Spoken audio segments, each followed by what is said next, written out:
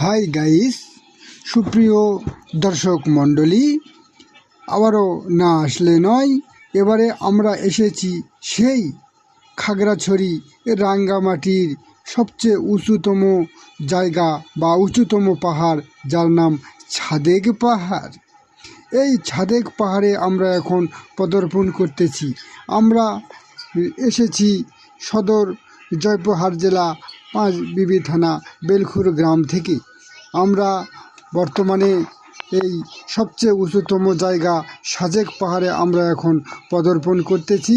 আপনারা আমাদের সাথেই থাকুন এবং আপনারা উপভোগ করুন এই ছাদেক পাহাড় কতটা উঁচু, বা উঠতে উঠতে কিভাবে আগেকার মানুষেরা গল্প করে যে উঠতে উঠতে বলে হাত পাও ব্যথা করে।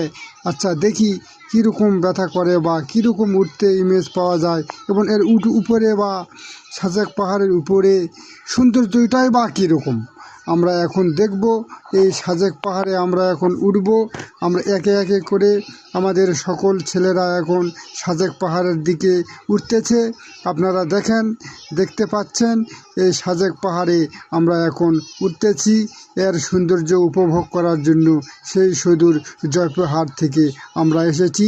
আপনারা আমাদের সাথেই থাকুন। হ্যাঁ সুপ্রিয় গাইস, আপনারা আমাদের সাথেই থাকুন এবং উপভোগ করুন সেই ছাদেক পাহাড়ের সৌন্দর্য। মাথায় নষ্ট হয়ে গেল মামা এখানে এসে।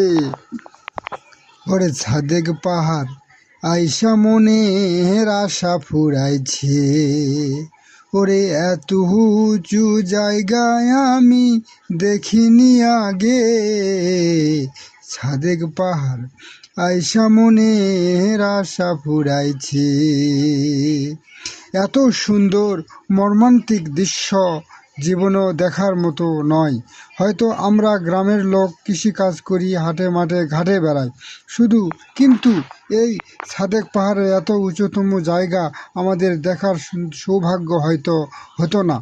এখান থেকে আমাদের মনে হচ্ছে যে এই সৃষ্টিকর্তার কি অপরূপ নীলা খেলা। এই আকাশটা মনে হয় ছোঁয়া ছোঁয়া। এখান থেকে মনে হচ্ছে যে এই আকাশটা আমরা হাত বাড়ালে এই আকাশের দেখা পাবো, বা আকাশকে আমরা ছুঁতে পারবো।